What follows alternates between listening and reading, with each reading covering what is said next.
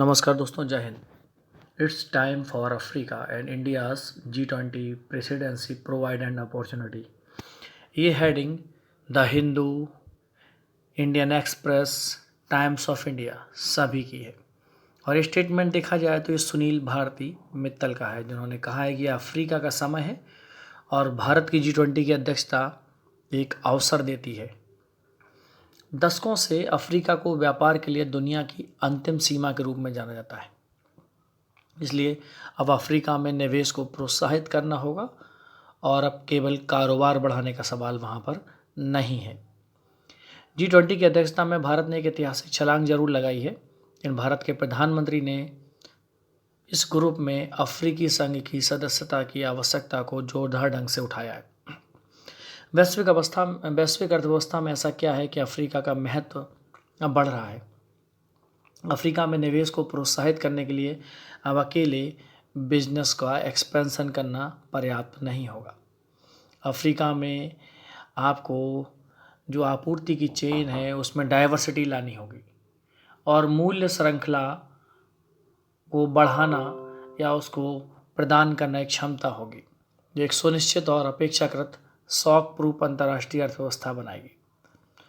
वैसे globally business के लिए बेहतर होगा कि वो इतनी स्ट्रॉन्ग वैल्यू एडेड चेन्स को खोलते हुए ऐसे प्रॉफिट को पहचानें और उनका समर्थन करें और उनका लाभ उठाएं। अफ्रीका दुनिया के खनिज भंडार का लगभग 30% अफ्रीका में। विश्व का 12% तेल है, 8% प्राकृतिक गैस यहाँ पाया जाता है। तो अफ्रीका संसाधनों में समृद्ध है। 2005 में विश्व में जो जनसंख्या वृद्धि होगी लगभग 1.7 अरब लोगों की 2050 में, उसमें आधे से अधिक का योगदान सिर्फ अफ्रीका का होगा, जिसमें एक युवा कार्यबल होगा, एक बढ़ता हुआ उपभोक्ता होगा और बढ़ती हुई इनकम भी इसमें शामिल होगी। तो फिर अफ्रीका की क्षमता को लाभ में कैसे बदला जा सकता है। अफ्रीका की विशाल क्षमता को लाभ में बदलने का मतलब है सरकारों, व्यवसायों और वहाँ के सिविल समाज सहित जो वहाँ का ग्लोबल समुदाय है, वहाँ पर जो भी ग्लोबल समुदाय जाएगा, पूरी ग्लोबल कम्युनिटी वहाँ जाए, वहाँ के नागरिक समाज को ध्यान में रखकर, वहाँ की सरकारों को और वहाँ के बिजनेस को ध्यान में रखकर एक मिला जुला प्रयास करे, मिल के प्रयास करे।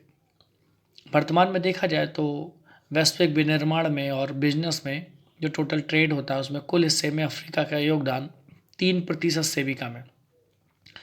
दुनिया के 46 सबसे कम विकसित देशों में से 33 देश अफ्रीका महाद्वीप में स्थित हैं, जिनमें से कई भूमि से घिरे हुए हैं, मतलब उनके पास समुद्र नहीं है, कोस्टल लाइन नहीं है। अब देखा जाए तो निवेश के लिए अफ्रीका एक काफ़ी वैल्यूएबल मार्केट के रूप में उभर रहा है और इसे और बड़ा बनाने की आवश्यकता है। दुनिया को इस क्षेत्र को अधिक समावेशी और स्थिर और अंतर्राष्ट्रीय आर्थिक व्यवस्था में योगदानकर्ता के रूप में देखना चाहिए। इसका एक निर्विवाद घटक अफ्रीका महाद्वीप का क्षेत्रीय आर्थिक एकीकरण है। अब भारत की अध्यक्षता में G20 द्वारा क्या ऐतिहासिक निर्णय लिया जाएगा, ये तो समय की मांग है। वैसे G20 की अध्यक्षता में भारत ने एक ऐतिहासिक छलांग जरूर लगाई है और प्रधानमंत्री ने अफ्रीका समूह को यहाँ पर लाने या इसकी आवश्यकता को दृढ़ता से उठाया है। अब भारत सरकार के दृष्टिकोण के अनुरूप एक बिजनेस 20 या B20 एक्शन काउंसिल बनाना होगा जो अफ्रीकी आर्थिक एकीकरण करेगा और वैश्विक व्यापार के लिए एक एजेंडा बनाएगा, उसकी स्थापना करेगा। और B20 के तहत अफ्रीका का आर्थिक एकीकरण किया जाएगा, इसका इकोनॉमिक यूनिफिकेशन करा जाए और इस पर और अन्य देशों के द्वारा, जो G20 के देश हैं उनके द्वारा इसका समर्थन किया जाए और पहल की जाए। अब क्या क्या करना होगा, उसकी प्राथमिकताएं क्या होंगी B20 की। स्वास्थ्य सेवा और शिक्षा को मजबूत करें, सबसे पहला काम, क्योंकि स्वास्थ्य और शिक्षा में मानव पूंजी के परिणामों को मजबूत करने की आवश्यकता है। भारत की तरह अफ्रीका की आबादी भी एक गहरी जनसांख्यिकी लाभांश का प्रतिनिधित्व करती है, जो आने वाले वर्षों में अफ्रीकी युवाओं की अर्थव्यवस्था में महत्वपूर्ण भूमिका को बताएगी। इन क्षमताओं को हासिल करने के लिए स्वास्थ्य की देखभाल और शिक्षा परिणामों को बढ़ाने की ज़रूरत है। अफ्रीकी विकास बैंक का भी कहना है कि महाद्वीप में स्वास्थ्य देखभाल व्यय को बनाए रखने के लिए सालाना 26 अरब डॉलर की धनराशि की आवश्यकता होती है। और विश्व बैंक के अनुसार स्कूली शिक्षा के प्रत्येक अतिरिक्त वर्ष में लड़कों की जो इनकम है, आय में 11% और लड़कियों की आय में 14% की वृद्धि होने का अनुमान है। इन पर इतना खर्च बढ़ेगा। अब खाद्य व्यवस्था के साथ साथ वहाँ पर आपको एग्रीकल्चर भी बढ़ाने पर जोर देना होगा, क्योंकि एग्रीकल्चर और जो खाद्य प्रणालियाँ हैं ये बहुत ज़रूरी हैं। और लगभग 70% अफ्रीका की आबादी है ना, वो एग्रीकल्चर डिपेंडेंट है। इस क्षेत्र में खेती की विशेषता क्या है? छोटी छोटी निर्वाह योग्य भूमियाँ हैं, बहुत छोटे छोटे लैंड हैं जिन पर बहुत अच्छी क्वालिटी के अगर आप फर्टिलाइज़र्स का इस्तेमाल करें, अच्छी क्वालिटी के सीड का इस्तेमाल करें, तो इन इनपुट्स के द्वारा आप क्या कर सकते हैं? यहाँ की उत्पादकता को बढ़ा सकते हैं, जो कि अभी नहीं हो रहा है। तो हमें यहाँ पर सिंचाई सुविधाओं, अच्छे फर्टिलाइज़र्स और अच्छे बीजों को लाना होगा। इसके अलावा हमें कृषि को उन्नत बनाने पर जोर देना होगा, इसको मशीनाइज्ड करना होगा। सभी उभरती अर्थव्यवस्थाओं की तरह अफ्रीकी देशों को भी संसाधन आधारित गतिविधियों को औद्योगिक गतिविधियों के साथ जोड़ना चाहिए, जो उच्च उत्पादकता की सुविधा प्रदान करे। अफ्रीकी संघ का एजेंडा है 2063। इसमें बात की जा रही है कि अफ्रीका के समृद्ध प्राकृतिक संसाधनों के बेहतर उपयोग के लिए एक विनिर्माण आधारित औद्योगिकरण वहाँ पर शुरू किया जाए और इसी के द्वारा अफ्रीका विकास कर सकता है। जब अफ्रीका महाद्वीप में एक मुक्त व्यापार समझौते को भी लागू किया जाए, जिससे व्यापार सुविधा हो, और जब यह पूरी तरह से लागू हो जाएगा तो पूरे महाद्वीप में अर्थव्यवस्थाओं की प्रतिस्पर्धा बढ़ेगी, वैश्विक मूल श्रृंखलाओं के साथ एकीकरण को बढ़ावा मिलेगा और इन्वेस्टमेंट अपने आप आएगा या इन्वेस्टमेंट आकर्षित होगा, क्योंकि G20 देशों ने प्रौद्योगिकी और अगर यहाँ पर टेक्नोलॉजी चीज़ें भेजी, इन सुविधाओं को यहाँ पर तेज़ किया और यहाँ पर अगर वो इन्वेस्टमेंट करते हैं तो उम्मीद है कि महाद्वीप में भी विकास होगा। इसके अलावा एक मजबूत डिजिटल और एक फिजिकल कनेक्टिविटी चाहिए। डिजिटल कनेक्टिविटी और फिजिकल कनेक्टिविटी क्या करेंगे? किसी भी हेल्दी इकोनॉमी के लिए एक तरीके से वेन्स हैं, क्योंकि इस महाद्वीप के विशाल आकार को देखोगे तो उसको जोड़ने के लिए सड़कें चाहिए, आपको रेलवे चाहिए, आपको एयर रूट का डेवलपमेंट चाहिए, और ये तभी आएगा जब यहाँ पर निजी इन्वेस्टमेंट आएगा।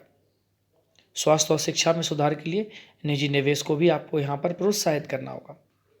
इन क्षेत्रों में निजी निवेश लाया जा सकता है ताकि अफ्रीका में युवाओं और बच्चों को क्वालिटी स्किल, एजुकेशन और हेल्थ की सुविधा मिल सके। अगर हम लोगों ने यहाँ पर अफ्रीका में या पूरी दुनिया ने अफ्रीका में देखा जाए तो यहाँ पर रिसोर्सेज की तो पूलिंग है, लेकिन अगर हम यहाँ पर नॉलेज, एजुकेशन, हेल्थ और टेक्नोलॉजी को यहाँ पर भेजते हैं तो आप देख सकते हैं कि अफ्रीका एक समय बाद कितना विकास करेगा और यहाँ पर सभी देशों के लिए अपॉर्चुनिटीज़ होगी। कृषि क्षेत्र को बढ़ावा देना होगा तो यहाँ के किसानों को आपको प्रशिक्षित करना होगा, क्योंकि बिना प्रशिक्षण और शिक्षा के बिना प्रशिक्षण पॉसिबल नहीं है और मशीनीकरण को बढ़ाने की आवश्यकता होगी। औद्योगिक गतिविधियों में अगर आपको तेज़ी लानी है तो क्या करना होगा? यहाँ पर फाइनेंस को लेके जाना होगा, ठीक है। इलेक्ट्रिसिटी की अवेलेबिलिटी प्रोवाइड करानी होगी और इसके साथ साथ सूक्ष्म, लघु और मध्यम उद्योगों को लाना होगा। छोटे छोटे उद्योगों को आप लेके आइए। इसके अलावा हमें टेक्नोलॉजी को भी समर्थन देना होगा अफ्रीका को, क्योंकि जब तक अफ्रीका में टेक्नोलॉजी नहीं आएगी तो यहाँ अर्थव्यवस्था मजबूत नहीं होगी और बिना प्रौद्योगिकी के, बिना टेक्नोलॉजी के आजकल इकोनॉमी में डेवलपमेंट पॉसिबल नहीं है, जो विकास और रोजगार के नए रास्ते भी बनाएगी। इसके अलावा अफ्रीका को एक ठोस, देखा जाए सॉलिड लॉजिस्टिक फाउंडेशन की ज़रूरत है। आज ये क्षेत्र वास्तविकता में बदल गए हैं, जहाँ भारत दुनिया में सबसे तेज़ी से बड़ी अर्थव्यवस्थाओं में से एक के रूप में खड़ा है, जबकि अफ्रीका को न्याय संगत और टिकाऊ विकास के इंजन के रूप में तेजी से बढ़ाना होगा। अगर देखा जाए विश्व अर्थव्यवस्था में अफ्रीका की भागीदारी बढ़ने से सामाजिक आर्थिक लाभ होगा, वहाँ का समाज भी बढ़ेगा, वहाँ की अर्थव्यवस्था भी बढ़ेगी। और इन्हीं परिस्थितियों के बीच अफ्रीकी संघ में शामिल करने के लिए भारत का आह्वान एक कदम आगे है, लेकिन अफ्रीका की क्षमता को लाभ में बदलने के लिए एक ठोस तार्किक आधार की जरूरत है। चीज़ों को बड़ी योजना में भारत और अफ्रीका एक ऐसे अतीत का प्रतिनिधित्व करते हैं जो सभ्यता का इतिहास और आर्थिक संबंधों का इतिहास दोनों है। इसलिए तेजी से बढ़ती भू आर्थिक व्यवस्था के बीच अफ्रीका पर भारत का ध्यान सामयिक है, और ऐसा नहीं है कि ऐसे ही ध्यान चला गया, बहुत ज़रूरी भी है।